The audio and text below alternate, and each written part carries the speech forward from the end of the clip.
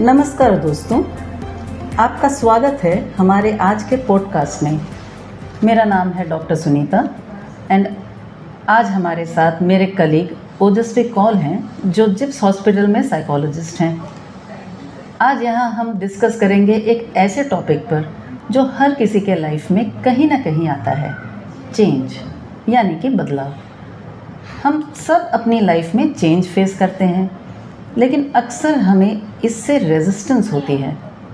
आज हम समझेंगे कि ये रेजिस्टेंस क्यों होती है, इसके कॉमन ऑब्स्टिकल्स क्या होते हैं और हम इसे कैसे ओवरकम कर सकते हैं। Thank you for introducing me ma'am. मैं भी इस डिस्कशन के लिए काफ़ी एक्साइटेड हूँ। थैंक यू ओजस्वी।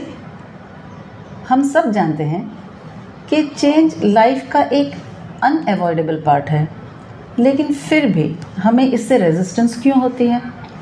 ये रेजिस्टेंस एक्चुअली होती क्या है? रेजिस्टेंस टू चेंज एक नेचुरल ह्यूमन रिस्पॉन्स है। जब भी हमारे आसपास या हमारी लाइफ में कुछ मेजर बदलाव होता है तो हमारा ब्रेन इसे एक थ्रेट के रूप में देखता है। जैसे मैंने पहले मेंशन किया, अमिगडाला जो ब्रेन का एक हिस्सा है वो चेंज को डिटेक्ट करके हमें कॉशन मोड में डाल देता है। हमारी बॉडी और माइंड रिएक्ट करते हैं जैसे कि हम डेंजर से बच रहे हों।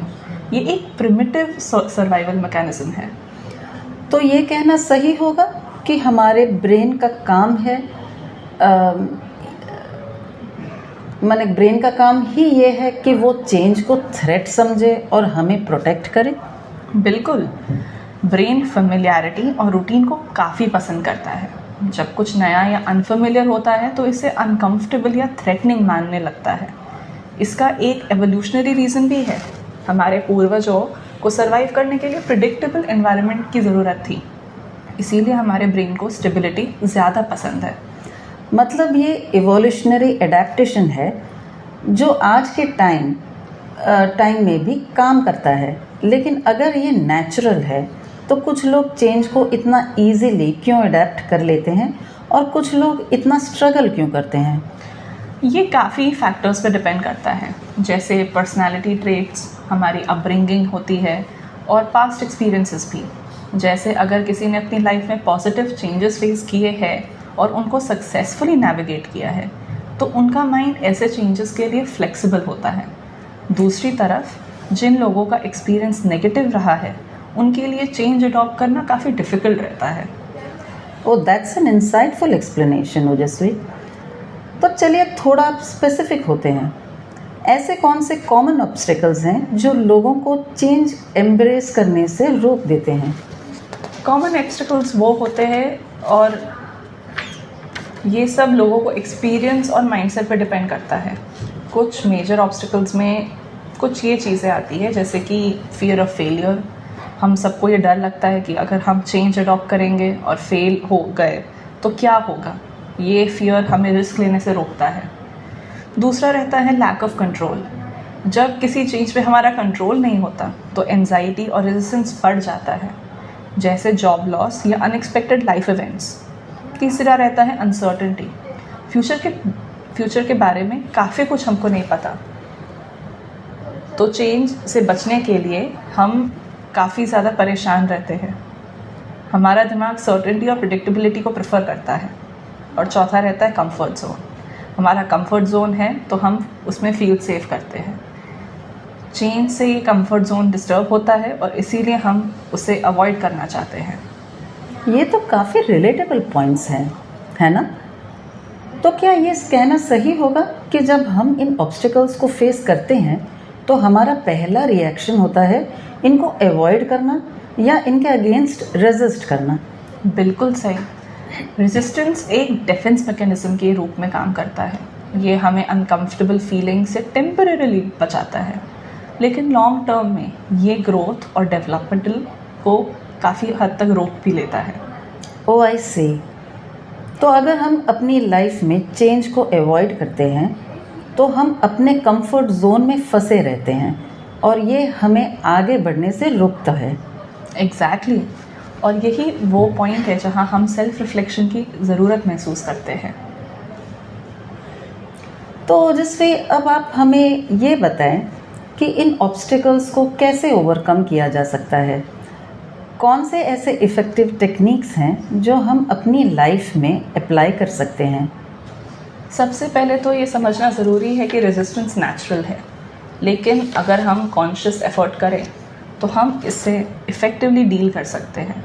कुछ टेक्निक्स हैं जो इसमें काफ़ी हेल्प करती हैं, जैसे कि पहला है कॉग्निटिव रीस्ट्रक्चरिंग। इस टेक्निक का यूज़ करने हम अपने नेगेटिव थॉट्स को आइडेंटिफाई करते हैं और उन्हें रिप्लेस करते हैं पॉजिटिव या बैलेंस थॉट्स के साथ। जैसे अगर आपको लगता है कि मुझसे ये नहीं होगा, तो हम इस थॉट को रिप्लेस कर सकते हैं कि मैं कोशिश कर सकता हूँ और धीरे धीरे सीख सकता हूँ इसके साथ डील करने के लिए। इससे माइंडसेट शिफ्ट होता है। दूसरा रहता है ग्रेजुअल एक्सपोजर। चेंज को एकदम से अडॉप्ट करने के बजाय उसे स्मॉल स्टेप्स में इंट्रोड्यूस करें। जैसे अगर आपको डेली रूटीन में कुछ नई हैबिट्स इंट्रोड्यूस करनी है, तो पहले छोटी छोटी चीज़ें शुरू करें, जैसे सुबह जल्दी उठना या थोड़ा सा एक्सरसाइज करना। ये सब हैबिट्स फॉर्म हो जाती हैं तो आप लार्जर चेंजेस को आसानी से फेस कर सकते हैं। तीसरा रहता है माइंडफुलनेस प्रैक्टिस। माइंडफुलनेस से आप प्रेजेंट मोमेंट पे फोकस कर सकते हैं और फ्यूचर की अनसर्टेनिटी से दूर रह सकते हैं।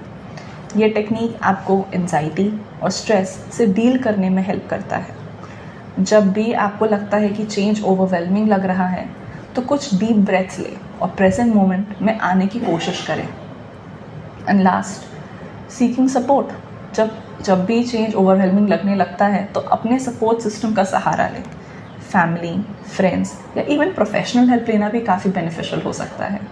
कभी कभी एक थेरेपिस्ट के साथ बात करना काफ़ी हेल्प करता है, क्योंकि वो आपको एक अनबायस्ड फीडबैक दे सकते हैं और प्रैक्टिकल सॉल्यूशंस सजेस्ट कर सकते हैं। ये टेक्निक्स तो काफ़ी प्रैक्टिकल लग रहे हैं ना। मुझे लगता है कि लिसनर्स को इन्हें अपनी लाइफ में ज़रूर अप्लाई करना चाहिए। आपका क्या कहना है ग्रेजुअल एक्सपोजर के बारे में? क्या ये लॉन्ग टर्म चेंजेस के लिए भी इफ़ेक्टिव है? हाँ बिल्कुल। ग्रेजुअल एक्सपोजर एक प्रूवन टेक्निक है जो लॉन्ग टर्म बिहेवियरल चेंजेस के लिए काफ़ी इफ़ेक्टिव होती है। इसका कॉन्सेप्ट ये है कि हम जब स्टेप बाय स्टेप किसी चेंज को अडॉप्ट करते हैं तो हमारा ब्रेन उसे एडजस्ट करने के लिए टाइम मिलता है।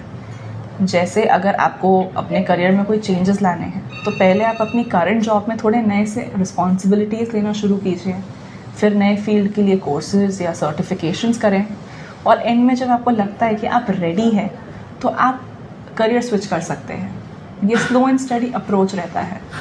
ये ग्रेजुअल एक्सपोजर काफ़ी प्रैक्टिकल भी रहता है।